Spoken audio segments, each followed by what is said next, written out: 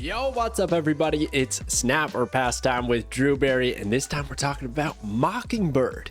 A 5/9 costs one less for each card you have in play that didn't start in your deck. Now, we got a lot to cover here, okay? Because we're going to be talking about some mechanics, but more specifically in the mechanics department, I'm going to show you guys every single card that discounts Mockingbird. And let me tell you, there's a lot, okay? So it's a pretty extensive list. Also, there's a bunch of locations. It's wild how easy it is to make this card a 4/9/3/9/0. 9 possibilities here. So good.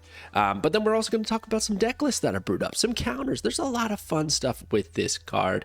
But unfortunately, it is a Series 5 card. It costs 6,000 tokens. I just made a video a few days ago talking about the state of the economy and how it's been a bit disappointing lately, very expensive. So while I am very excited about this card, I totally understand that this is not cheap. So it's kind of having a difficult impact on my decision making here, but we'll get to that at the end of the video. Let's talk about the Spotlight caches. Once again, back-to-back weeks, they're Series 4 cards. Now, if you don't own these cards, then maybe that's okay, but honestly, they're both kind of weak. I mean, Ghost Spider is great for move decks, but, you know, outside of that, she has very limited application. And then Man Thing, he was really good at the beginning.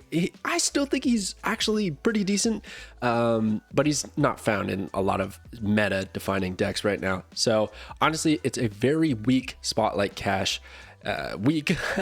And I think if you're going to get Mockingbird, probably tokens might be the better course of action, but let's find out. Let's learn more about this brand new card before we make those decisions. Let's check out the mechanics. So when it comes to the mechanics of the card, there's not much else to know other than what actually discounts Mockingbird. So I made this list. Now, the locations at the bottom, there are so many locations. I just wanted to provide a variety of examples. Stuff like Bar Sinister can give copies. Those copies are going to discount Mockingbird. The Raft would give you a free card, which you can then play, which would discount Mockingbird. Cloning Vats, any clones, copies back to your hand, you play them, discounts Mockingbird. Central Park, Shadowland, the Savage Lands, all these locations rather that are going to summon tokens are going to discount Mockingbird. That is just going to happen naturally in the course of a game. Those 1 to 3 turns of locations revealing could directly discount Mockingbird, which is just wild, but then it doesn't stop. There's also card and copy generation, right? So I think a lot of people are already focused on this. You know, they got things like shield units that give you, random cards via Agent 13, Agent Coulson, stuff like that. You could even look at Thor and Beta Ray Bill giving you the hammers, and then you play the hammers, they discount Mockingbird. Arnim Zola even doubling up the copies.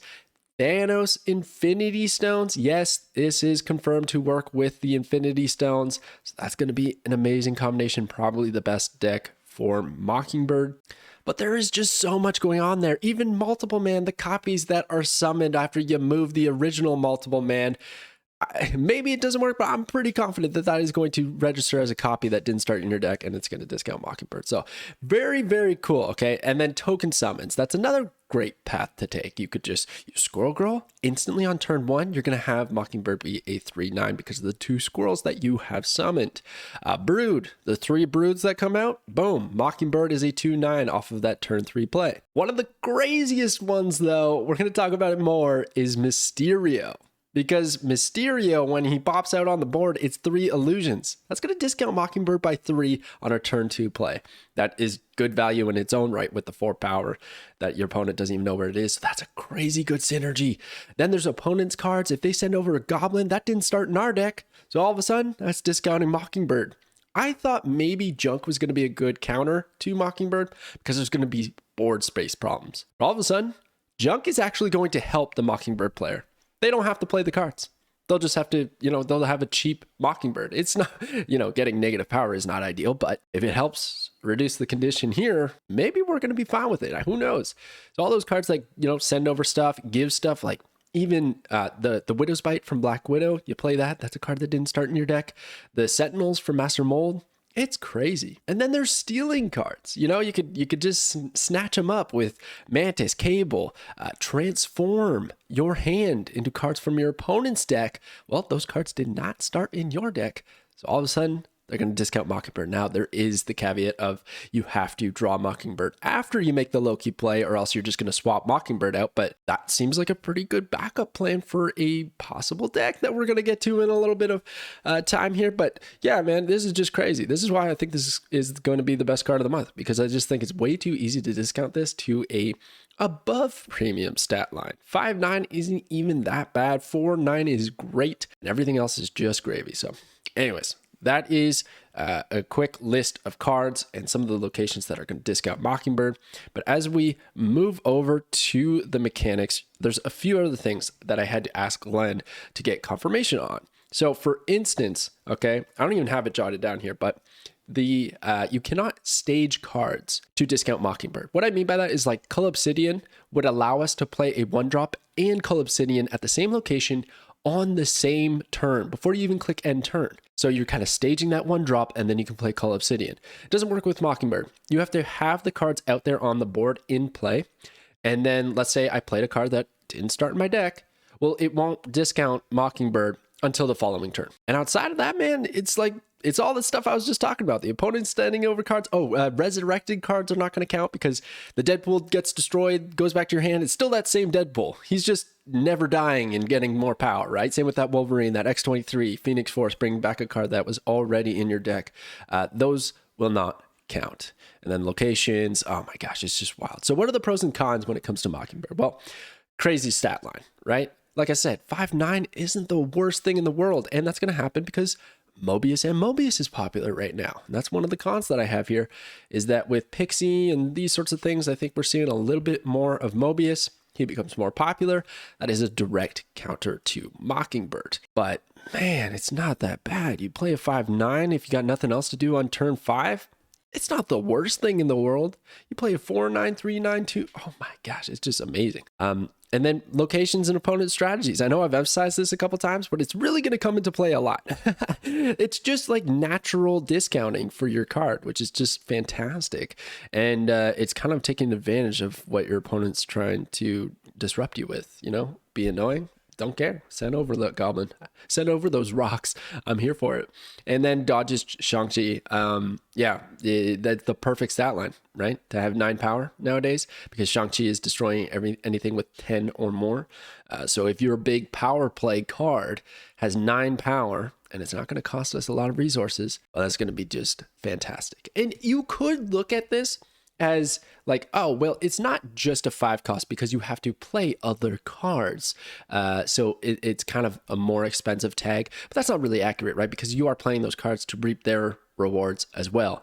They probably have some ability you're taking advantage of, or they're outputting power. So this is just kind of cherry on the top for already doing a strategy you were invested in from the beginning. So it's just great. But a serious con here is the board space. I think that's really going to become a problem, because if we do want Mockingbird to be completely free, you have to have consumed 5 spots on your side of the board out of 12 with cards that didn't start in your deck. So that's going to take some generation, some time, some investment, and it's also going to take up quite a bit of your board. Certainly not impossible. I think it's going to happen quite frequently, but it is a concern. It's something to think about, right? Especially if like a location pops up and it's Sanctum Sanctorum, right? Or one of those locations that make it difficult to place cards there. You're going to be limited onto where you can play the generated cards. So then by the time you actually go to play Mockingbird, maybe you're just a little too strapped for space and you got to play your Goliath or something like that, or whatever else you got cooking. Okay. And then lastly, I think this is a nerf target, man. I really do. I really think that this one's a little bit too easy to nerf because it's a lot more flexible than some other cards. If Mockingbird is totally taking over the meta and its win rate is way too strong, they could just make her a 6/9. It's not that bad because, you just have to have another card out there to discount her, to get her to those whatever threshold people were enjoying. Or you decrease her power, or maybe even straight up increase her power to 10. Who knows? I could see this card being a 6/10 because you could still make it a 0/10 and then it's in Shang-Chi range, but then it discounts Scar. I don't know. Maybe it's a bit trickier than I'm laying off here, but it's interesting. It's strong, man. Okay, so that's the mechanics. Let's talk about how you can counter this card if you don't plan on picking it up. When it comes to the counters, there's not actually a whole lot. I think Mobius is the #1 counter. If this gets out of hand, probably worth teching in Mobius.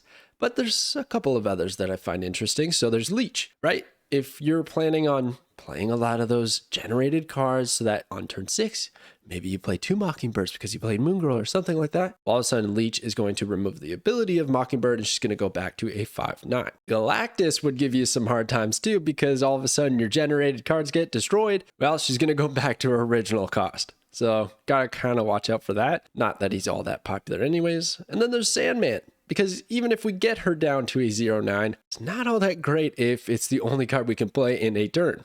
Doesn't really matter if she's a 0/9 or a 5/9 at that point because you can only play one card.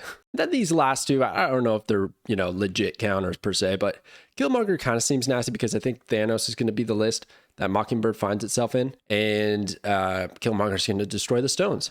So that could really disrupt your curve if you're planning on playing Mockingbird at a certain point in time, but then Killmonger comes out and ruins your day. And then Mojo, man, I don't know. Is Mojo ever really a counter card? I was just thinking board space, it's going to get tight.